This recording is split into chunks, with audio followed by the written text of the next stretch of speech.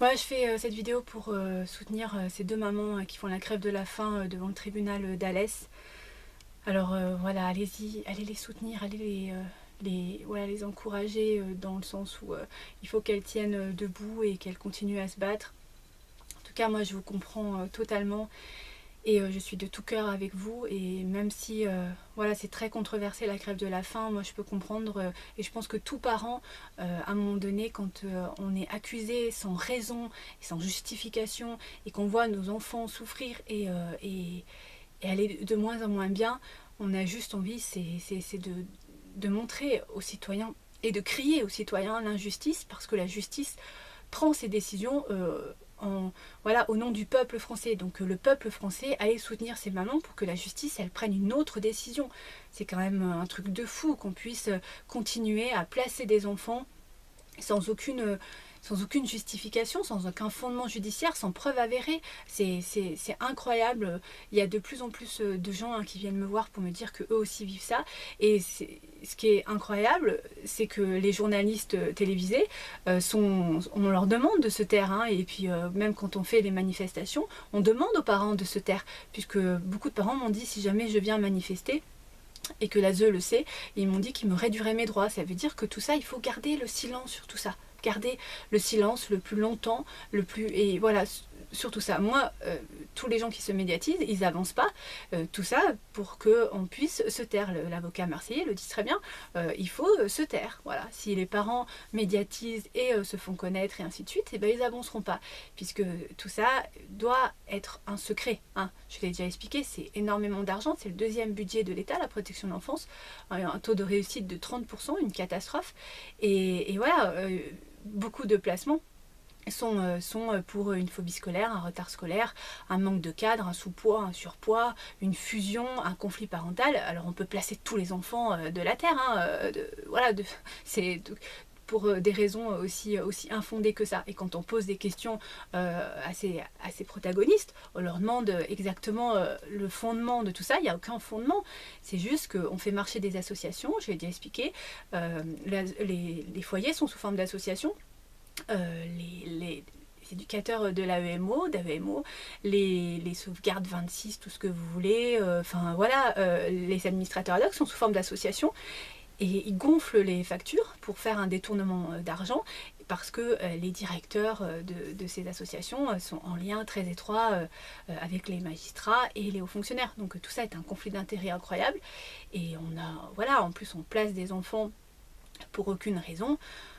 Parce que c'est des enfants faciles et des parents faciles à gérer. Imaginez que vous placez des enfants avec un père qui est fou et qui peut prendre une carabine et vous tirer dessus. Ça n'intéresse personne.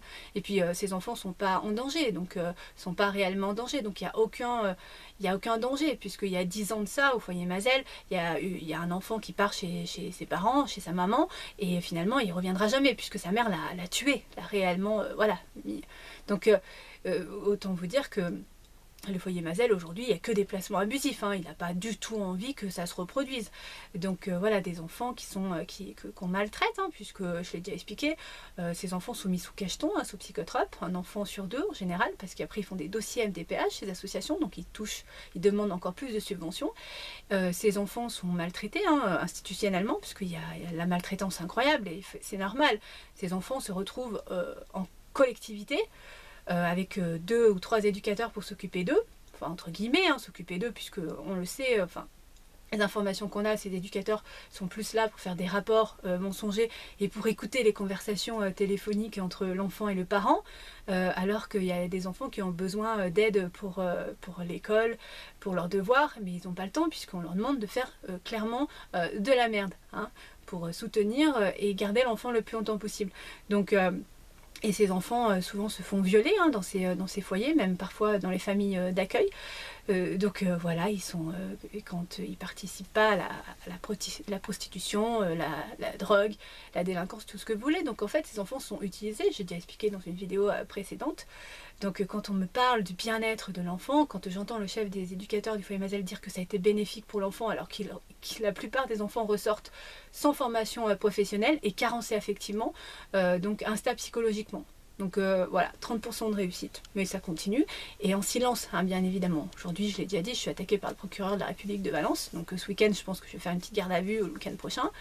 Voilà, bon après, moi ça me dérange pas, puisque nous, je l'ai déjà dit, les murs ont des oreilles, donc on attendait d'être attaqué pour pouvoir se défendre, on n'avait pas l'intention de sortir tout ça comme ça, donc ça nous arrange. En plus, on a plein d'informations sur le procureur de la République, donc c'est cool, et sur la juge des enfants de Valence, et ainsi de suite. Voilà, en tout cas, tant que je serai debout, c'est peut-être mieux de me faire taire, puisque tant que je serai debout, je continuerai mes procédures judiciaires, puisque après ces 2 procédures, j'ai envoyé mon courrier à la cour d'appel de Riom. J'attends pas de recevoir l'ordonnance de la JAF pour le faire.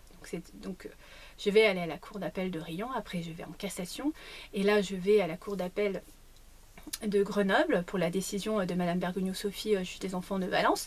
Donc je sais très bien que la cour d'appel, ce sont des gens âgés en fin de carrière, hein, qu'on met là, et à la cour d'appel, il y a plein de gens, voilà, c'est à 5 minutes chacun, c'est une entreprise, voilà, et en fait ils vont juste essayer de faire du copier-coller, de garder votre dossier le plus longtemps possible.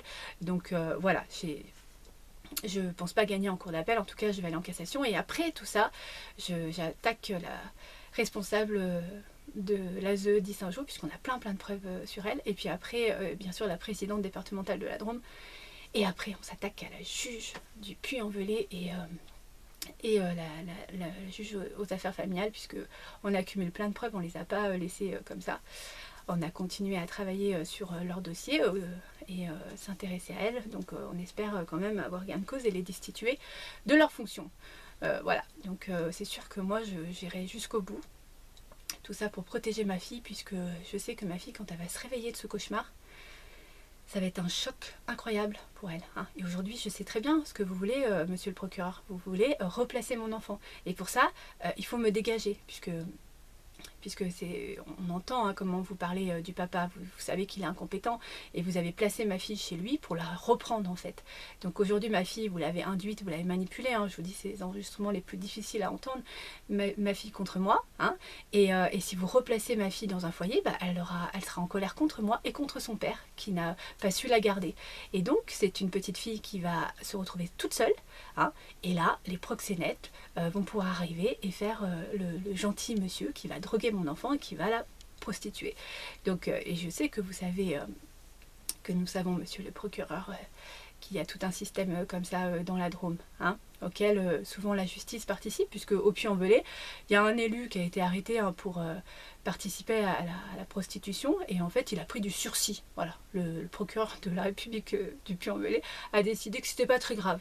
Bon non, parce que de toute façon ils y participent, tout ça, donc voilà. En tout cas c'est pour ça que voilà, je suis attaquée par le procureur de la République. Il aimerait bien m'évincer et pour avoir le champ libre et pouvoir profiter de mon enfant tranquillement, mais ça ne se passera pas comme ça, vous le savez très bien de toute façon.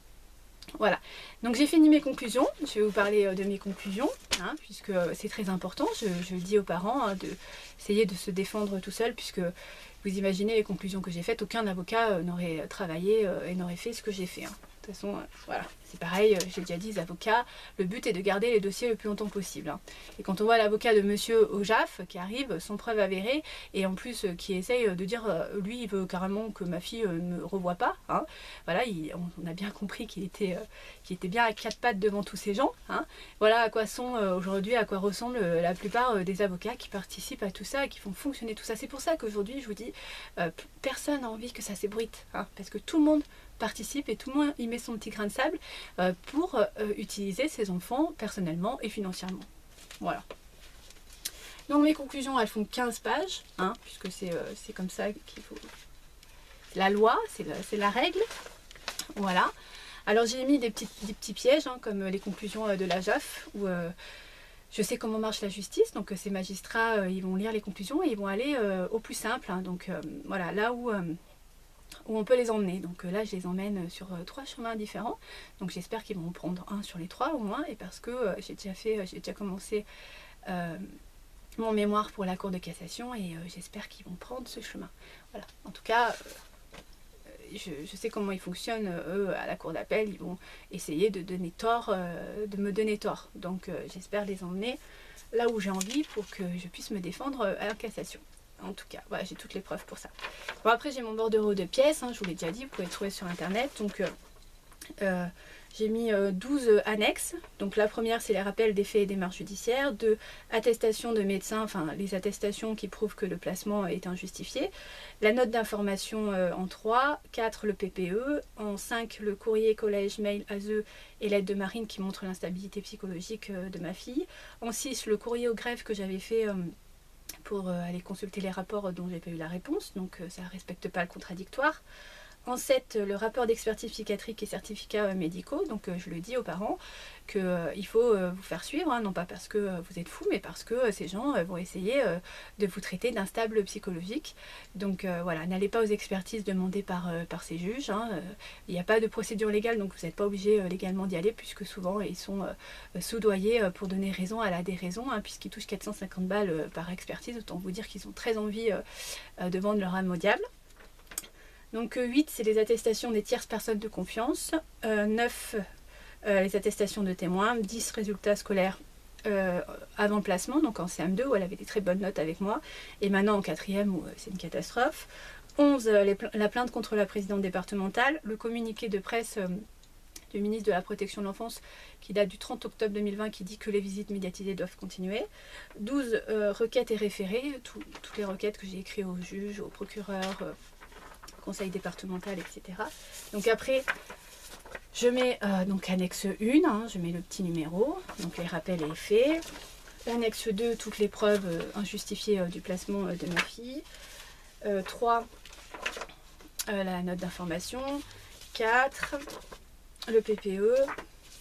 Et toutes ces annexes, elles sont bien sûr mises dans les conclusions. En fait, c'est des conclusions de base hein, pour que ces procureurs et ces magistrats, et surtout parce que j'ai envoyé au procureur général, à l'ASE de Valence, au papa et bien sûr à la cour d'appel de Grenoble, voilà, où c'est assez basique hein, pour qu'ils puissent comprendre très, très simplement les choses, parce qu'ils ne sont pas des gens très évolués, donc il faut faire simple. Donc je dis une phrase et je mets l'annexe, page et ainsi de suite. Donc en fait, voilà, c'est des conclusions que même un enfant de 7 ans peut comprendre. Hein. Après, donc l'annexe 5, ce sont l'instabilité, les preuves de l'instabilité psychologique actuelle de mon enfant. J'ai demandé hein, qu'il soit suivi psychologiquement, bien sûr, rien n'a été mis en place. Hein. On n'est pas là pour le bien-être de l'enfant, on est là pour le détruire. Donc forcément, c'est refusé. Le 6, c'est la lettre que j'avais envoyée au greffe pour aller voir les rapports. Le 7, eh ben, c'est les expertises, certificats médicaux. 8, ce sont les attestations des tierces personnes qui m'ont accompagnée au rendez-vous, de tous les rendez-vous, hein, l'ASE, le foyer, etc. Donc ils font des comptes rendus. Le dernier compte rendu, c'est quand on est allé à Tain-l'Hermitage pour faire le PPE. Alors j'ai fait 4 heures de route pour aller faire un PPE. Et puis, finalement, ma fille était à l'école et elle n'était même pas là. Et en plus, il n'y a même pas une ébauche de PPE. Et je demande un autre rendez-vous pour faire ce PPE. On me dit qu'il n'y aura pas d'autre rendez-vous. Donc en fait, on n'a pas du tout l'intention de faire ce PPE. Hein. Après 9, ce sont les attestations des personnes qui me côtoient avant et encore aujourd'hui, hein, pour dire que que je vais très bien, que je suis voilà, très bien, et puis que j'étais une très bonne maman, etc. etc. Donc 10, ce sont les notes, les résultats scolaires d'avant et de maintenant. 11, c'est la plainte de la présidente départementale, le communiqué de presse du ministre de la Protection de l'Enfance. Ça, ce sont le calendrier des visites pas respecté par la Haute-Loire. 12, ce sont les référés, requêtes et ainsi de suite que j'ai écrit à tous les protagonistes. Donc voilà, donc, autant vous dire que la justice ne respecte pas l'environnement. Hein, voilà, c'est bien détruire l'humain et les arbres. Voilà, puisque j'ai envoyé tout ça voilà, aux gens que je viens de vous dire.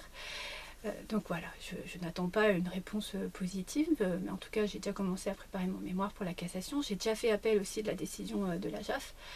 J'attends pas de recevoir l'ordonnance pour faire appel.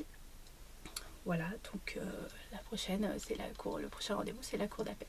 Voilà, si je ne suis pas entre-temps, je ne sais pas ce qui va m'arriver. Donc voilà, je continue à être debout. Donc je vous le dis, hein, les parents, moi ça fait 3 ans que je suis bafouée par la justice et par l'ASE sans aucune raison, puisque les tierces de personnes qui m'ont accompagnée peuvent attester qu'il n'y a pas d'explication, hein, c'est aussi fou que ça puisse paraître, il n'y a pas de justification, et au contraire, hein, aujourd'hui on peut justifier du mal-être de mon enfant.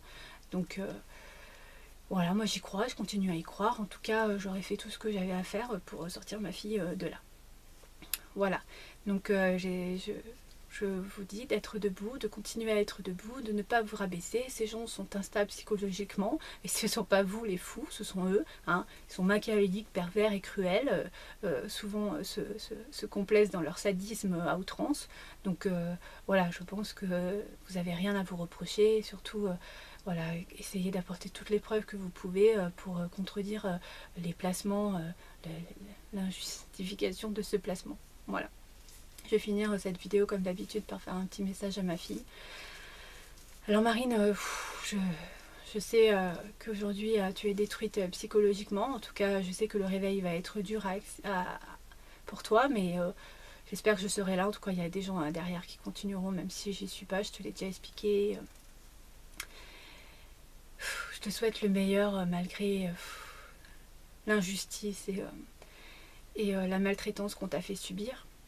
Et je sais que tu es forte et tu es courageuse et voilà, tu es une personne formidable.